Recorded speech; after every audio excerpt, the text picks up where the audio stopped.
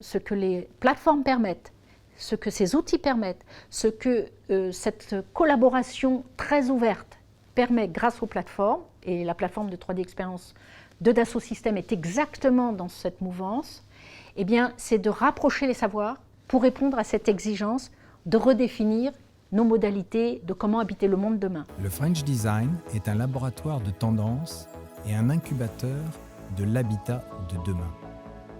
Le French Design 2059 réunit les réflexions de personnalités pertinentes pour transformer les marques créatives et imaginer un art de vivre plus agile, digital et durable.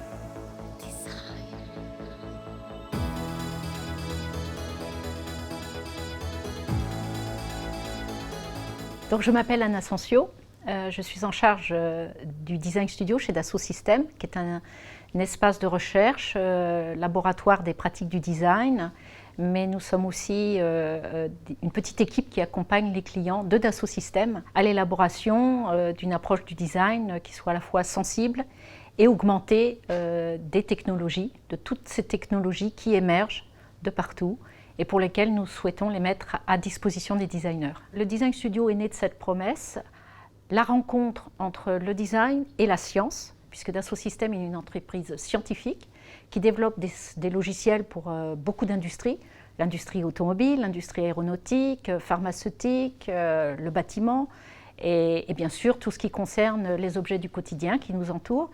Et à ce titre, donc, il était important de bien comprendre comment on peut accompagner les designers qui ont un impact lorsqu'ils font des produits ou designent des expériences, de nos expériences de vie, comment ils peuvent le faire en étant augmentés des outils de 3D, des outils de simulation, des outils qui leur permettent finalement de juger et de décider dans un niveau de complexité toujours plus grand lorsqu'ils sont en train d'opérer leur démarche de design.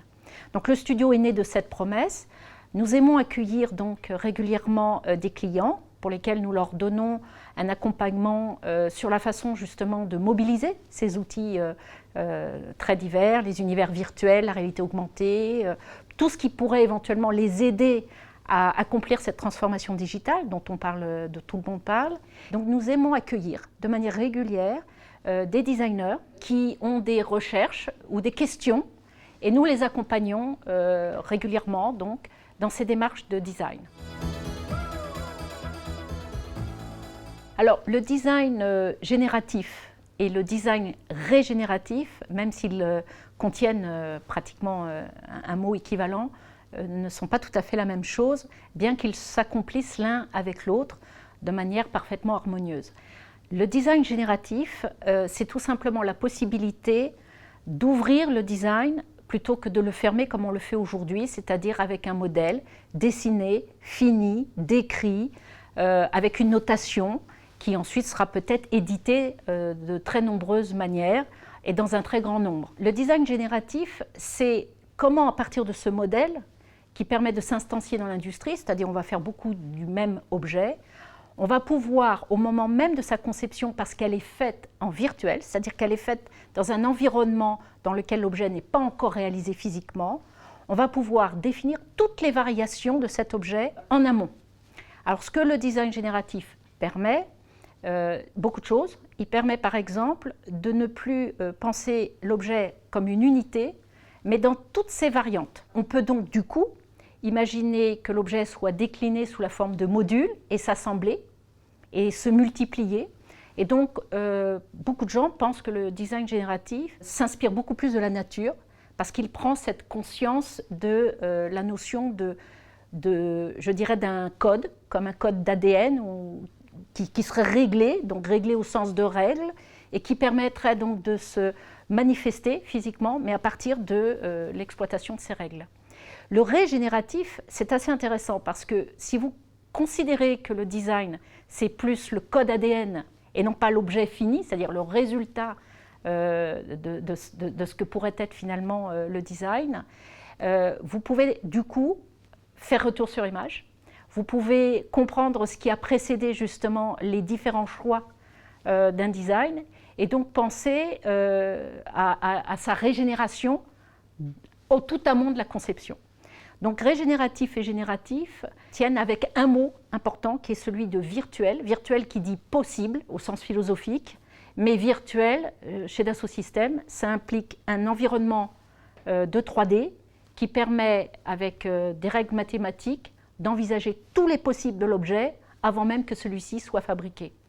Donc c'est un territoire nouveau pour les designers, terriblement passionnant, parce que encore assez peu compris, surtout lorsqu'on se positionne à l'intérieur, dans un dialogue avec justement les possibles, les variables possibles. Ce qu'on appelle le design génératif, c'est sous-tendu ces moments de jugement itératif du designer, la machine peut le faire avec des règles. Donc c'est en fin de compte une augmentation du designer dans ses jugements sur des critères que lui-même ne maîtrise pas forcément, autres que celui de l'esthétique, par exemple un critère d'économie de coût, de légèreté, d'impact énergétique, d'impact écologique, voire même d'impact sociétal.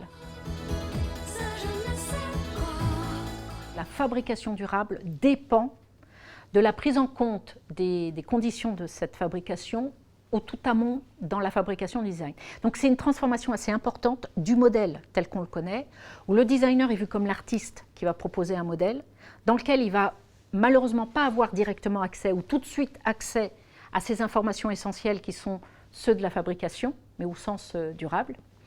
Et donc du coup, ça incombe uniquement en aval aux fabricants. La fabrication durable, c'est la remise en cause finalement, de manière beaucoup plus holistique et beaucoup plus systémique, de la question du design pour le designer, dans son choix et de sourcing du matériau, dans la mise en œuvre de ces matériaux, dans la relation et la discussion avec le fabricant. Ce qui veut dire que cette dissociation entre le designer et le fabricant, qui éventuellement doivent se rencontrer dans un échange qui est, je dirais, une transaction commerciale, on peut le dire, doit passer maintenant vers une relation beaucoup plus symbiotique, où l'un et l'autre doivent être partenaires d'un même objectif, qui est celui de fabriquer, de designer et de fabriquer durablement. Donc ça, c'est vraiment ce que le numérique permet, parce que le numérique permet de la mise en présence et la conception en amont de manière virtuelle. C'est ce que le virtuel permet. Ce que le physique ne permettait pas parce qu'il était séquencé dans un espace-temps différent, le virtuel permet de rendre simultanés ces deux moments. Donc ça, c'est vraiment une des conditions de la fabrication durable. Bien évidemment, il y en a d'autres. C'est les nouveaux processus de fabrication eux-mêmes, le fait que le designer s'exprime en 3D. Cela permet donc de s'exprimer non plus sous la forme d'un modèle, la maquette, mais sous la forme d'un fichier numérique qui ressemble à un code, comme une gamme de musique. Et donc, à partir de ce moment-là, vous avez deux collatéraux assez intéressants. D'abord, pour le designer, ce qui peut être durable, c'est que les best practices, enfin ce qui fait de mieux, il peut les capitaliser dans un code. Et donc, ce qui se fait de mieux enrichit l'ensemble de la communauté. Donc ça, c'est important. Mais aussi parce que ce code est inscrit, peut actionner directement les machines de fabrication. On trouve un dialogue beaucoup plus continu, je dirais plus proche de ce qu'il y avait entre l'artisan, sa main et l'outil et le résultat final, quelque chose de beaucoup plus holographique. Et on passe de l'holographique à l'autographique, c'est-à-dire le 3D print redonne finalement au designer des capacités de fabricant. Donc la fabrication durable, c'est peut-être aussi, on ne fera peut-être plus forcément une distinction aussi nette entre le designer et le fabricant. La fabrication durable, on la voit se transformer par aussi un rapprochement grâce au virtuel et aux outils numériques entre les concepteurs et les consommateurs, enfin les acteurs, les utilisateurs. Et du coup, on n'est plus du tout dans une continuité linéaire entre les concepteurs qui seraient des sachants et des consommateurs qui consomment, mais on a cette capacité à voir les consommateurs être acteurs de la conception.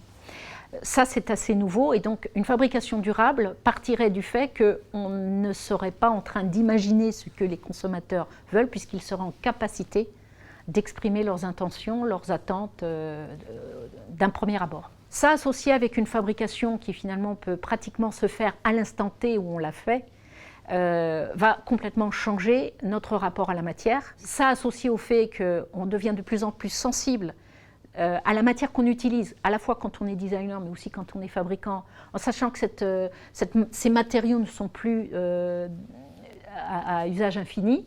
Donc cette question-là nécessite justement une prise de responsabilité, mais des deux parties, concepteur et consommateur. Donc, et le designer comme animateur, je dirais, de ces propositions, sur un jugement qui reste le jugement pour moi absolument incontournable, qui est celui du jugement esthétique et du jugement éthique, qui sont les deux choses que les designers en général apportent à la conception. Ce qu'il faut, c'est se saisir de toutes les potentialités que ces innovations proposent et se questionner véritablement et ouvrir toutes les variables possibles de ce que les possibles sont à notre disposition. Pour ça, là, les designers doivent être à la manœuvre en relation, en partenariat, je dirais en écosystème symbiotique avec les fabricants, avec les industriels, avec les petites PME. Il faut que ce réseau de pensée et d'expérimentation se mette vraiment en mouvement, de peut-être changer nos modes de vie, de changer la façon dont on habite, penser à un habitat plus frugal, penser à l'approche d'assemblage modulaire, penser à utiliser ou réutiliser des matériaux tout en ayant bien compris, je dirais, leur capacité thermique et esthétique, et ça d'un même tenant en expérimentant avec ces aspects-là. Donc l'expérimentation, c'est ce dont on a besoin maintenant, et la fabrication durable, ou tout simplement vivre mieux demain, dépend des qualités de l'expérimentation. Donc ça demande de mettre en œuvre des environnements économiques, des environnements d'expérimentation, le faire au plus près des gens, c'est-à-dire sur les territoires, mais aussi en entreprise et aussi dans les design studios. Donc ça, c'est véritablement ce type d'encouragement qu'on souhaite proposer dans ces nouvelles pratiques.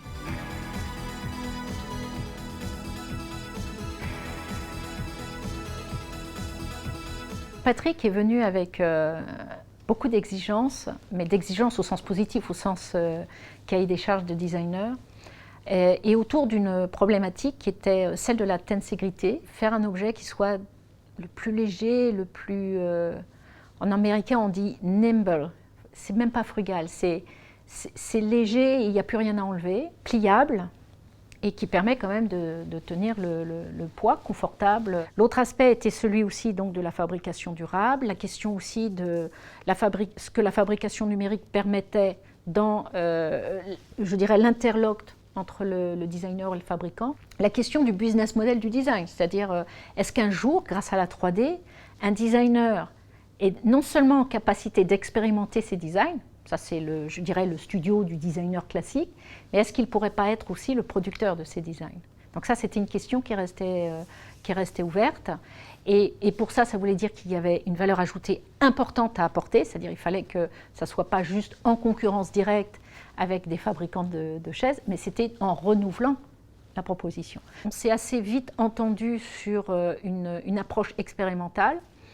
Et très vite, en fin de compte, on a pris les sujets. En fin de compte, c'est la confrontation des deux équipes, celle du design studio qui connaît bien les outils, bien qu'on soit designer, mais on se met en creux, et les équipes de Patrick. Et là, on s'est mis à travailler et on a frotté.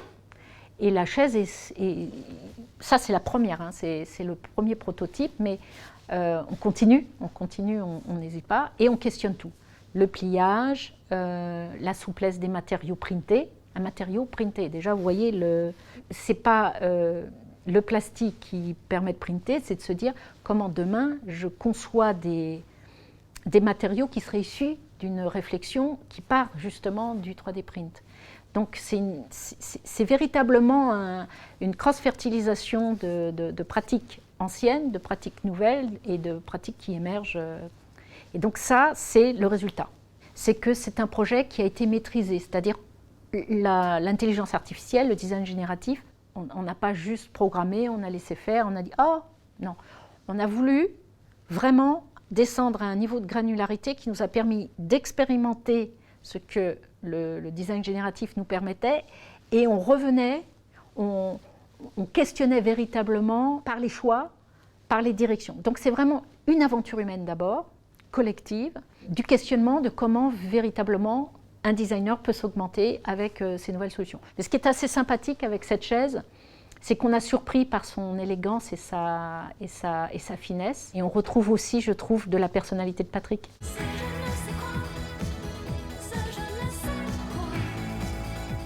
Ces plateformes sont bien plus que des outils. Ce sont d'abord des communautés d'innovateurs, d'autres designers. Et donc, un peu comme à la Renaissance, on peut voir quelque chose de très florissant émerger. Donc on l'appelle business model aujourd'hui, mais moi je pense que c'est beaucoup plus important ce qui arrive. C'est quelque chose où les designers vont sortir de leur studio et vont être mis en réseau et vont s'enrichir mutuellement avec les scientifiques et avec donc des personnes avec lesquelles ils n'avaient pas l'habitude de fonctionner. Et on va voir carrément notre société réinventer la façon dont on doit vivre. Alors en quoi ça va avoir un impact sur le durable, j'aime pas le développement durable, mais sur notre habitat durable, je préfère au sens comment on va vivre sur la Terre, et bien très clairement, ce qui se passe, c'est exactement ce dont on a besoin actuellement. Parce qu'aujourd'hui, les modalités du design, de la fabrication, de la distribution sont complètement non durables. On est à la fin de ce modèle. Donc tout coïncide, c'est-à-dire que ce que les plateformes permettent, ce que ces outils permettent, ce que cette collaboration très ouverte permet grâce aux plateformes, et la plateforme de 3D Experience de Dassault Systèmes est exactement dans cette mouvance, eh bien, c'est de rapprocher les savoirs pour répondre à cette exigence de redéfinir nos modalités de comment habiter le monde demain. Donc, ça va pour moi encore plus loin que le business model, mais on sait très bien que sans un bon support économique, le sociétal et l'environnemental ne suivra pas. Donc tout ça, c'est en train de prendre forme sous nos yeux, et j'encourage beaucoup de designers de s'interroger justement sur ces nouvelles modalités d'exercer leur pratique. Parce qu'il y aura encore beaucoup de designers, on a besoin d'eux dans le futur qui arrive.